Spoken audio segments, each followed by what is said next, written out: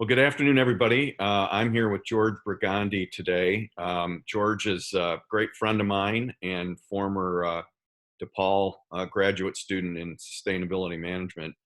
And George also worked in the Coleman Center with us and was our kind of student ambassador, if you will, of spreading the word of our programs across the university. So we're thrilled to have George join us today. Welcome. Thanks for having me, Bruce. Happy to tell my story and share my experiences with your class. Well, that's great. So you're, I think, one of the most recent grads I've interviewed. So some of the other people have been out of school a lot longer. So I know our students really value hearing your story, especially as you finished up at DePaul and got into the real world. So can you spend 3 to 5 minutes, kind of give us your background story and what you're doing now? That'd be great. Sure, happy to. So, I come from an entrepreneurial family. Both my parents started their own marketing firm decades ago and are now retired. But that growing up in that environment really planted the seed of what an entrepreneur is and how they work and live, really, because it is a lifestyle, I would say, not just a work style. So fast forward to college, I got my undergraduate degree at Purdue University. I was a double major there in anthropology and history because frankly, I didn't really know what I wanted to do with my life at that point. I do and still do find anthropology and history extremely interesting topics and are hobbies of mine, if you will. But once I graduated and was really searching for a career, I recognized that what I learned in my undergraduate curriculum could really be applicable to marketing, because marketing is really the study of cultures and trends and how you convince someone to purchase a service or product. So I went into the account side of marketing for about 5 years at several different firms and companies. Was that in Chicago? Say again? Was that in Chicago? Yes, in the Chicagoland area. Somewhere in the suburbs. And when most recently at Beam Suntory, which is the third largest manufacturer and producer of spirits, booze in the world, I came to the realization that I liked the work I did, but I don't love it. And so I had a moment of self-reflection and realized that I really loved the environment and conservation. And right around then, this word sustainability, CSR, corporate social responsibility, was starting to blossom and emerge and become a career path for folks. Obviously, it had been around for some time, but it was really starting to gain steam as things like the Paris Accord and climate change started to garner more notoriety and just attention from all facets of life. And so I made the decision to go back to graduate school because I realized that, be it at a large corporate or a small startup, I really needed an entrepreneurial mindset to lead a sustainability effort because it was such a young sector, and would need to take some convincing and even more importantly, I would need to have a more holistic understanding of business as a whole, not just marketing. So I went back to DePaul, got my MBA in sustainable management, like you mentioned, as well as entrepreneurship. I was a double concentration. And after my first year, I started an internship at Urban Rivers, which is a local startup in Chicago that basically provides innovative solutions to environmental problems in urban waterways, so rivers. They're building the Wild Mile in the North Branch of the Chicago River, and they've created a cool little tool called the Trash Bot. And then upon graduating, after working at the Coleman Center, like you mentioned, I continued working at Urban Rivers full-time for about a year and a half thereafter. At which point I joined on at my current role at Current. I'm the Partnership and Development Manager at Current. And we are Chicago's water innovation hub. So what we're really trying to do is grow the region's blue economy and solve water-related challenges. So we search for innovative water technologies from a global perspective and try to connect them with end users. So industry, water utilities, basically anybody who has a specific water problem in the region and needs a solution. And we do that through multiple ways, convenings, events, and we run pilot demonstrations. So opportunities for these technologies to really test themselves in a real world setting. When you guys have a chance, check out h2nowchicago.org. That's our biggest pilot demonstration project to date. We'll give you a general sense of what these look like. So at current, I'll wrap up quickly here. I do use a lot of what I learned in the initial 5 years of my career, though. I handle our marketing and communications, our event planning, and our account management. So I was able to take what I learned before graduate school and then apply what I learned in graduate school to this startup I'm currently at, because we are a 3-person team, with seasonal interns that come in and out. So understanding my role, but also how it fits into the larger organization picture, and just being flexible and not being afraid to stretch outside of my role limits, if you will, or definition, is something I do on a daily basis. So something I definitely credit to DePaul and staff like yourself and the faculty. DePaul's entrepreneurial culture is just so wonderful and enriching, and very fortunate to graduate from that.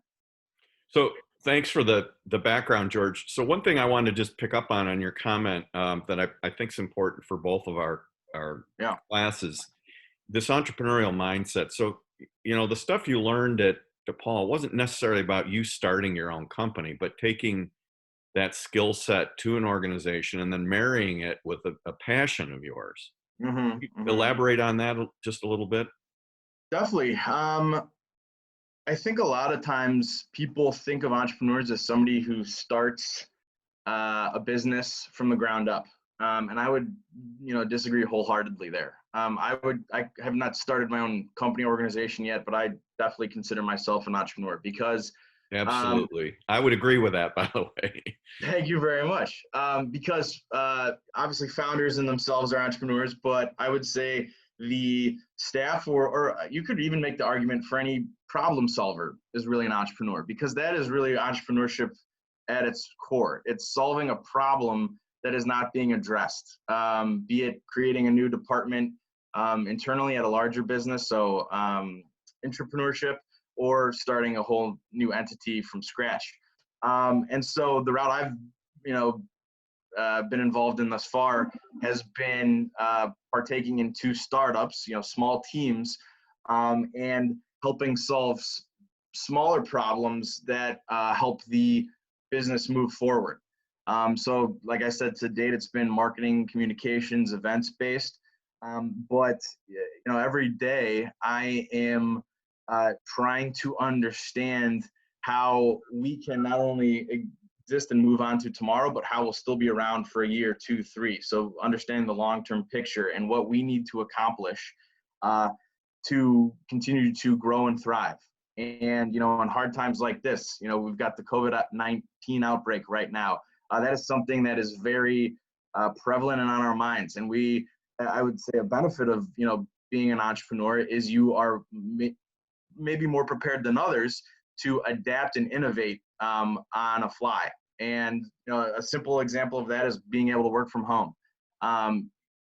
You typically approach things with a different lens, and are not just you don't just pause or stop because an obstacle has presented itself in front of you. You are able to maneuver your way around it and potentially even leverage that for your betterment. And so that, just learning that in school and over the last few years has definitely helped me grow as a professional and as a person as well, because like I said earlier, entrepreneurship or entrepreneurs are not just it's not just a business lifestyle, it's a personal lifestyle, because you really think about, if it's something you care about, like I do, it's something you think about all day, and it alters your life, hopefully for the better, but is something that you want to continue working at and solving 24/7. So this is a question I already know the answer to, so I'm going to play easy professor on you. How important is passion in what you're doing?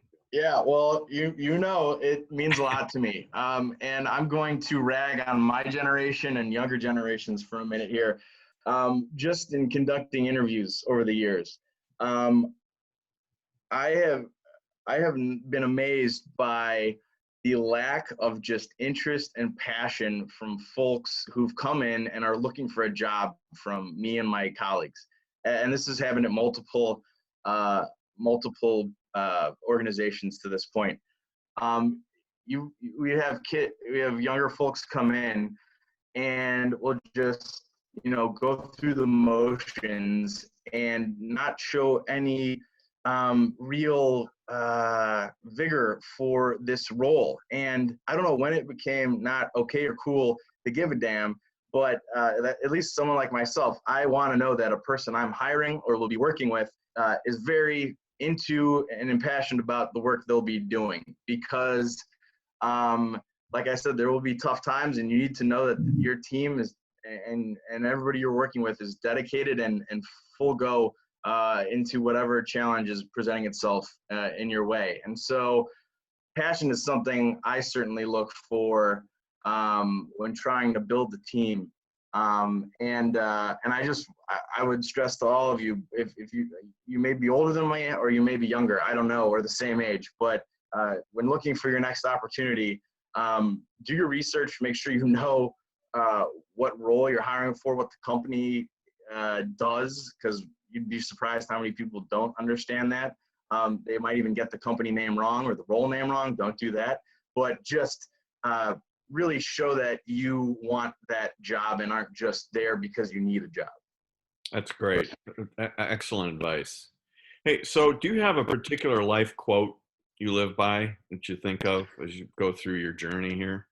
Yeah, this quote actually came from somebody, one of my least liked people of all time. Actually, I won't get into specifics of who they were, but it's just stuck with me throughout the years. I don't know what that means psychologically, but um, the quote is, "Nothing is as good as it seems. Nothing is as bad as it seems," and that's something I frequently think of when I have a really great day. We, maybe concluded a project, won a big account, whatever the case may be. Um, enjoy the moment, but realize that that's not it. You have to keep moving forward and progress. There's always something to work on, particularly for a startup. It doesn't just stop with that big victory. And then vice versa, nothing's ever as bad as it seems. Oh my God, if you work in a startup, you are going to fail and you're going to hear no so much. Uh, so what? You know, don't feel bad for yourself. Get over it. Learn from the opportunity. Like they say, you don't learn from the victories, you learn from your mistakes. So don't be disheartened and continue to push forward. I would say that's probably one of the biggest distinguishers between an entrepreneur and somebody else is they don't stop at no or 10 no's or 100 no's. They keep moving forward and looking for potential victories and successes and just ways to survive and thrive. So you hit on a couple of things, but if you had just one or two other items that tips, I guess I would say for any aspiring entrepreneurs, you've Sure. already given us a couple of those nuggets. Is there anything else that pops into your head that you'd like to share? Yeah, the one of them would be, yeah, don't be afraid of no. I would even say put yourself out there as much as you can to hear no, because the more you hear it, the more you kind of get numbed to it. If you're somebody who's had a role in sales, that is advice you get a lot is don't be disheartened. Or a good analogy would be baseball. If any of you know baseball, if you fail 7 times out of 10, you're still doing pretty darn well, batting 300. So get out there, talk to people who you might need their business, and um, pitch them. Do whatever your specific role is within an organization. Just don't be afraid of those uncomfortable scenarios, because those will just harden you and give you opportunities to learn and grow. I'd also, going off of that, just do. Another big distinguishing factor in my mind from an entrepreneur and somebody else is the fact that they just will go out and do it. A great example I have is at Urban Rivers, where we were literally, they still are, building this floating eco park in the river. and there are a lot of hoops you have to jump through and a lot of approvals you need to get.